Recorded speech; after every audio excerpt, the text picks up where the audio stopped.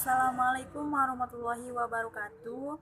Saya Rizka Aprilia dari kelas Komputer A semester 2. Baiklah, di sini saya akan menjelaskan yang pertama, keselamatan kerja pada pemasangan jaringan internet. Memasang jaringan bukanlah sebuah pekerjaan yang mudah.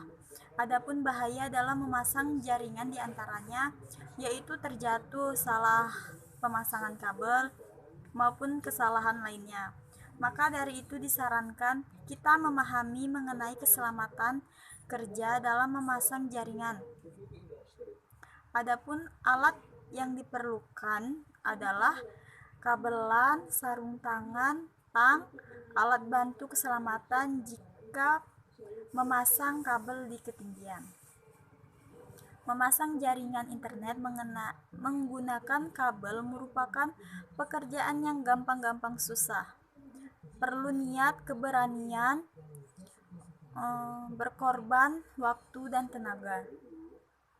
Jaringan internet itu ada dua macam, yaitu menggunakan kabel dan menggunakan sinyal. Baiklah, yang kedua, keselamatan kerja pada perakitan komputer. Untuk melindungi tubuh kita terimbas oleh kecelakaan, maka kita harus menggunakan pakaian kerja waterproof yang standar, sepatu dari karet warna hitam untuk menghindari sengatan listrik, gelang antistatik. Gelang antistatik adalah alat yang digunakan untuk mencegah pengosongan elektrostatik dengan membimbingkan seorang sedang mengerjakan alat elektronika. Fungsi dari gelang antistatis, fungsinya memperlambat atau mencegah terjadinya kerusakan pada komponen-komponen PC, mencegah tersengat aliran listrik saat memperbaiki PC. Tips keamanan keselamatan kerja dalam merakit PC. Hindari merakit dalam keadaan berkeringat, karena kemungkinan keringat akan menetes ke peralatan yang sedang kita rakit tanpa kita ketahui. Hindari memegang atau menyentuh langsung kaki prosesor yang ada termaksud chipset, karena dikhawatirkan adanya listrik statis yang dimiliki tubuh kita akan merusak komponen tersebut. Pada saat tahap perakitan, sebelum menambahkan komponen yang baru, power supply harus dimatikan. Jangan lupa menyiapkan peralatan dan bahan-bahan sebelum memulai merakit. Hindari pemasangan komponen harddisk dengan kasar, karena dapat merusak harddisk tersebut. Yang ketiga, keselamatan kerja pada pemasangan komputer ketika bekerja. Kesehatan dan keselamatan kerja merupakan hal yang penting yang harus diperhatikan dalam menggunakan komputer. Ada beberapa faktor yang mempengaruhi kesehatan dan keselamatan kerja, antara lain posisi punggung. Posisi punggung yang benar adalah tegak, tidak miring ke kiri atau ke kanan, tidak membungkuk dan tidak bersandar terlalu miring ke belakang.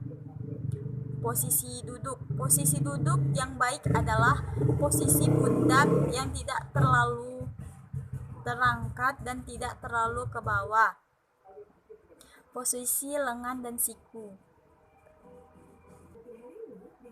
Posisi lengan dan siku yang baik adalah apabila dapat mengetik dan menggunakan mouse dengan nyaman. Adapun posisi lengan yang baik adalah bila tangan berada di samping badan dan siku membentuk sudut tidak kurang dari 900. Mengatur monitor dan pencahayaan. Untuk mengurangi keluhan pada mata, perhatikan menggunakan monitor. Letakkan monitor sedemikian rupa di ruangan yang tidak ada cahaya yang mantul dengan layar komputer. Letakkan monitor sejajar dengan garis horizontal mata agar pandangan mata tidak menunduk atau mengendah. Atur cahaya monitor agar tidak terlalu terang atau terlalu gelap. Mengatur letak kabel komputer. Kabel komputer harus dihindari dari air karena dapat menyebabkan konsleting listrik. Agar kabel-kabel komputer tidak menutupi bagian penting komputer yang bergerak. Mengatur penggunaan mengatur penggunaan CPU.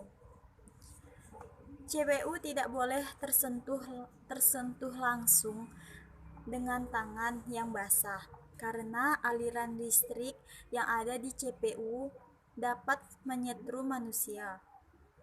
Mengatur penggunaan keyboard. Posisi keyboard yang salah merupakan salah satu faktor penyebab nyeri otot dan persendian. Ruangan dan kualitas udara. Agar pakaian komputer bisa berjalan dengan baik. Agar pemakaian komputer bisa berjalan dengan baik, maka harus ditunjang dengan suasana ruangan dan lingkungan benar. Gangguan suara. Lingkungan kerja yang banyak suara akan mempunyai pengaruh yang sangat penting dan pada konsentrasi, tingkat stres atau aspek lainnya pada kinerja seseorang. Interaksi antara kinerja dan suara seringkali sangat sulit dipahami oleh orang, cenderung tidak menyukai menggunakan suara yang selalu mengalami perubahan keras dan tinggi suara. Baiklah, mungkin itu saja yang bisa saya sampaikan, lebih dan kurang mohon maaf. Wabillahi taufiq wal hidayah. Assalamualaikum warahmatullahi wabarakatuh.